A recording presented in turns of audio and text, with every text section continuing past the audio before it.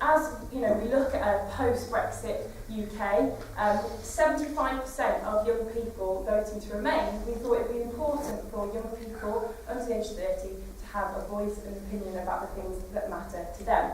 So hence why we wanted to host this evening with some of the county's leaders, both in politics as well as education and business. So Brexit, I'm just wondering, how can we, as a young generation, influence the government to ensure that the robust standards that are set by the Water Framework Directive aren't watered down by the... Diluted. Do you think there's a danger that might happen? No, much more than that. We can make sure that legislation is tailored to our own environment, so we can improve it. But I do accept the point that giving some control back to the UK, but it's an unknown at the moment. In the business world, we see it as being, we're in a period of uncertainty, and investment cycles run 3 to 5 years.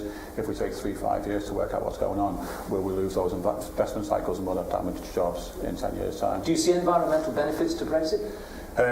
It's too early to say, because at the moment in the political world there's obviously a complete void. I was going to say, Owen, you talked about keeping the lights on, and another gentleman on the panel as well talked about sort of the short-term provision of energy, but isn't the real problem there the fact that we have such a short-term laissez-faire strategy towards the provision of energy, and it's held, too much energy is held in the power of private companies? If there's actually government-driven investment, then you could have more sustainable research into other forms of energy, along with a general long-term plan for how we're going to keep the lights on. This is what happens when you get the private sector involved. You made the point, it's about energy efficiency. We've got millions of homes out there that haven't even got loft insulation. So here we were working out how to generate all this energy that we're just going to put out back into the environment.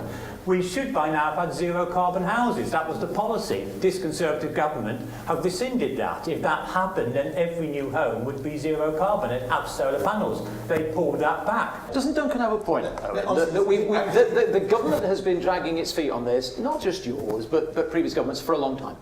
No, I think you're completely right to be rude about all recent governments on energy policy, because after what privatisation did, it unleashed a whole lot of massive investment in power plants. We got ourselves the vision, which is actually exactly the opposite of what you just said. Last year, there was a large gas project in Trafford, which heated a very large number of homes in South Manchester, which was cancelled because there wasn't a subsidy. We got ourselves in such a muddle because of renewables.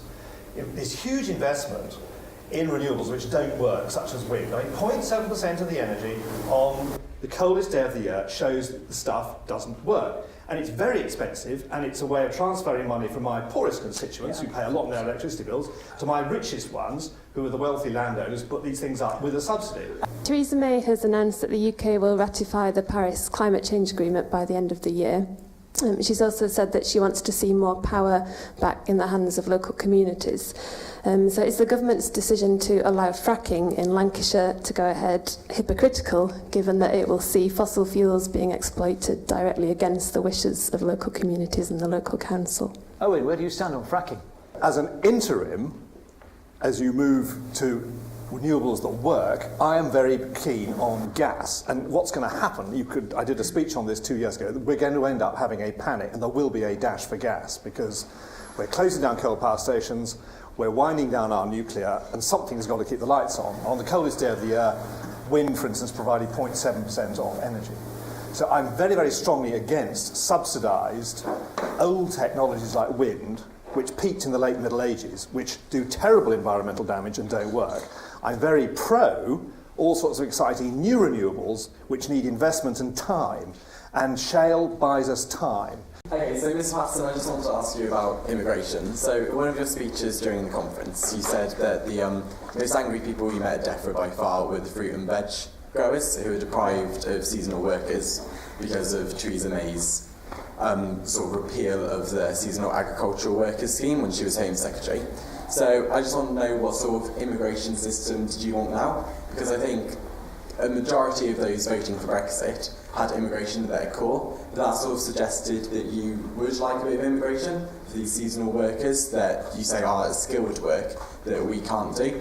So, and you also once said that you disagreed with an Australian points-based system.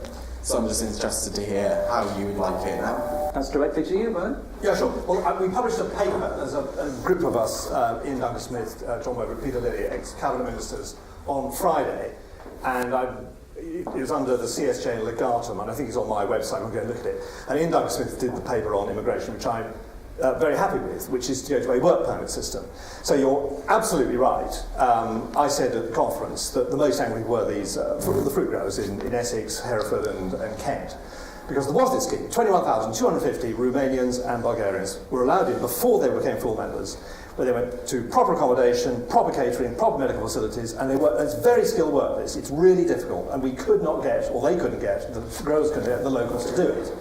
But I said at the other end of the scale, I have an eye surgeon who saw about 6 months ago, she's actually from India, and she launched an extraordinary attack on current European immigration policy. She says she has to take junior eye surgeons who are less qualified, less skilled, less experienced, and ultimately less safe than candidates she could bring in from Bangalore, San Diego, or I think she said Hong Kong.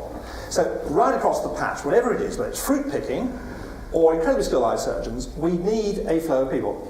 I'm going to drive home tonight past ABP Abattoir. I'd say 60% of the people there probably are from Bulgaria, Romania, possibly Portugal. Yeah, possibly. 76%. Is it? Right, okay. Well, last time I saw they were changing their... They were Portuguese. Bit of inside knowledge, never heard of it. And the worrying thing is that they seem to have no policy on Brexit, on workers coming in from other countries. Okay. Because, in fact, you know, the language that Theresa May was talking was that companies should list their foreign workers. You know, how can you have a system in this country where you're saying, Owen, that the people here should be welcome, they should be here, they should work, and then you want to put them on a list so other people know what foreign workers are in this country. Immigration is a great benefit to this country. You know, you talk about high-skilled workers. The people who are fruit picking are high-skilled workers, but the people in this country don't want to pick the fruit. So we need to have that labour to keep the fruit trade going. But you just kept talking about high-skilled workers getting into this country. You didn't talk about people with low skills. You weren't listening to what I said. I don't listen to it sometimes because I just feel when we got into the referendum, it became an issue of immigration quite a lot, and we never talked about positives because people wanted to easily blame somebody, and the blame should be at this Tory government for making the cuts to public services, making strains on public services, which means that people moan when they can't get into their GP service, then they moan when they can't get an hospital appointment, and then moan when they can't get social care packages, and it's not because of immigration, it's because of the cuts from this government to Just to wrap up, to say a massive thank you to Eric for some fantastic